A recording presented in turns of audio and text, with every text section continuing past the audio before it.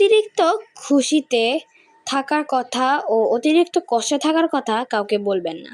কারণ খুশিতে মানুষ নজর লাগায় আর কষ্টে মানুষ লবণ লাগায়। আসসালামু আলাইকুম, হ্যালো এভরিওয়ান, কেমন আছেন সবাই? আশা করি সবাই ভালো আছেন। আলহামদুলিল্লাহ আমরা ভালো আছি। তো আজকে আম্মু ইফতারের জন্য চিকেন বিরিয়ানি রান্না করবে। তো আম্মু আজকে 2টি ফ্রাই প্যানে আলুগুলোকে ভালোভাবে ভেজে নিচ্ছে।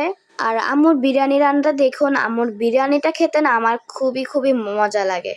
সবার বিরিয়ানি ভালো লাগে, তবে আমার কাছে আমার আম্মুর বিরিয়ানিটা খুবই স্পেশাল মনে হয়। জানেন তো, পৃথিবীর শ্রেষ্ঠ শিক্ষক জীবন। জীবন শেখায় সময়কে ভালোভাবে ব্যবহার করতে, আর সময় শেখায় জীবনের মূল্য দিতে। জীবনটা খুব ছোট, কিন্তু জীবনের গল্পটা অনেক বড়।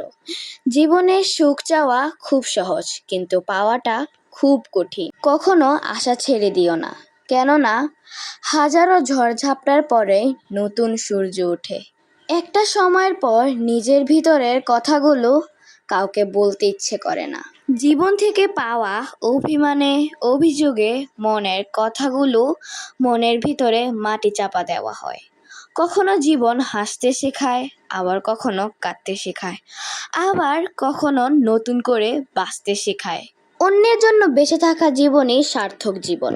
জীবনে অনেকেই আসবে, অনেকেই যাবে, কিন্তু নিজেকে পরিবর্তন না করলে কোনো লাভ নেই। যদি তুমি নিজের জীবন পরিবর্তন করতে চাও, তবে তোমার চিন্তা ভাবনা পরিবর্তন করো। তুমি যদি পরিবর্তন চাও, তাহলে নিজেকে পরিবর্তন করতে শিখো। যে ব্যক্তি জীবনে নিজেকে পরিবর্তন করতে পারে, সে পৃথিবীকে পরিবর্তন করতে পারে। জীবন কখনোই এক সুরে চলে না। সুখ, দুঃখ, সফলতা, ব্যর্থতা আমাদের জীবনের অবিচ্ছেদ্য অংশ। জীবন নিয়ে অনেক কথাই বলে ফেললাম, ভুল ত্রুটি মার্জনীয়। আম্মু বিরিয়ানির জন্য প্রথমে সব মশলাগুলো দিয়ে আলু আর মাংসের সাথে কষিয়ে নিচ্ছে। এখন নিজের হাতে বানানো সস দিয়ে দিয়েছে। এখন সসের সাথে ভালোভাবে কষিয়ে নিচ্ছে। এখন আম্মু 1 চামচের মতো চিনি দিয়ে দিবে। চিনি দিলে হালকা মিষ্টি মিষ্টি লাগে, খেতেও খুব ভালো লাগে। এখন সেই চালগুলো দিয়ে দিয়েছে, ধুয়ে রেখে দিয়েছিল। এখন চালগুলো দিয়ে ভালোভাবে নেড়ে নিচ্ছে, মাংসের সাথে ভালোভাবে নেড়ে নিবে।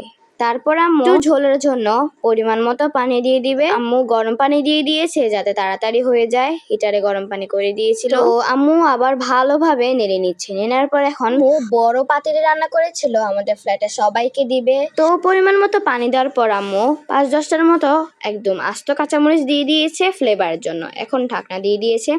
ঢাকনা উঠে আম্মু একটু নেড়ে নিচ্ছে। তো আমাদের রান্নাটি আপনাদের কাছে আজকে কেমন লেগেছে কমেন্ট করে জানাবেন। এটা সবাইকে দেওয়ার জন্য আমরা প্লেটে সার্ভ করে নিচ্ছিলাম। তো সবাই ভালো থাকবেন, সুস্থ থাকবেন। আল্লাহ হাফেজ, আসসালামু আলাইকুম।